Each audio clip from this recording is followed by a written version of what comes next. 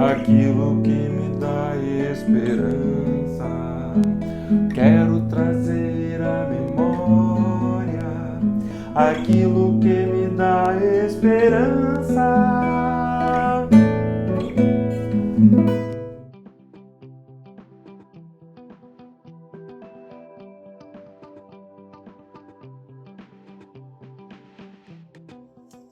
Irmãos, é muito bom estar com vocês, né? Para mais essa dose de esperança.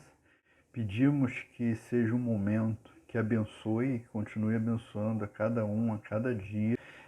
O texto que eu gostaria de trazer hoje se encontra no Evangelho de Marcos, no capítulo 15, no verso 39, que é um momento da crucificação de Jesus, né? Numa outra dose, falamos sobre Simão de Cirene.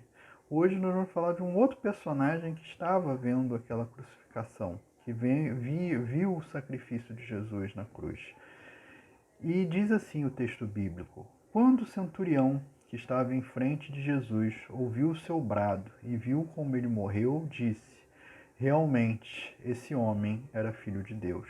Né?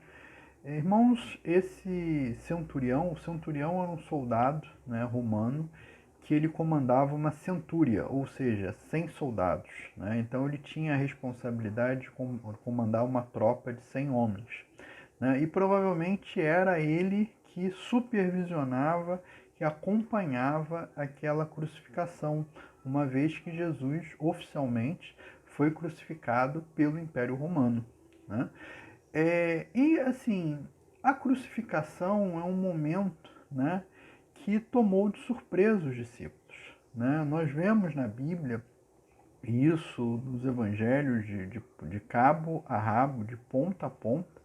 Nós vemos que os discípulos não estavam preparados para isso. Né? Não estavam preparados para o plano de Deus, que era a crucificação de Jesus e sua ressurreição.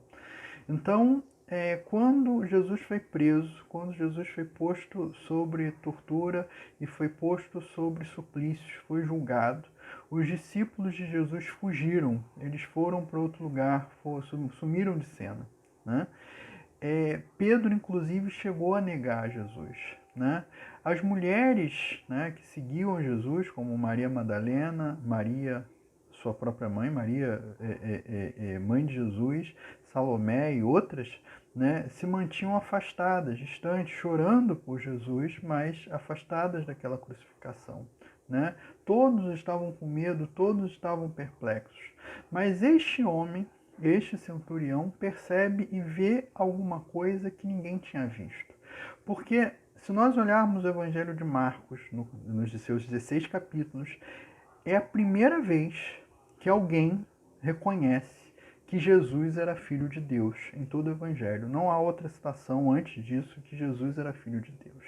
Então aquele centurião, aquele homem, aquele soldado, né, mesmo sendo pagão, mesmo não sendo judeu, mesmo não sendo cristão, mesmo não tendo seguido Jesus, ele percebe algo, né, que ninguém tinha visto. E ele percebe, na verdade, o plano de Deus em ação. Ele percebe que Deus estava atuando ali de alguma forma, né, e que o seu próprio filho estava ali.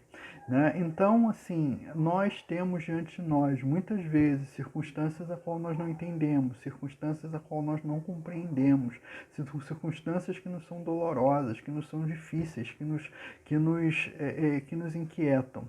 Né? Assim como todos os discípulos de Jesus, todos aqueles que seguiam Jesus.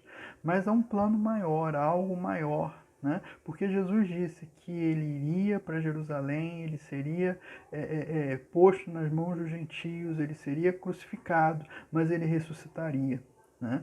Então, este centurião, este homem vê um vislumbre do plano de Deus. Né? De que Deus não abandona os seus, não abandona o seu povo, que Deus continua conosco. E continuou conosco, e prova de que continuou conosco é que ele nos deu o seu Filho. Então, nós estamos aqui para dizer que quais sejam as circunstâncias de hoje, de desespero, de abandono, de trevas, muitas vezes em nosso caminho, como trevas que havia na terra naquele momento.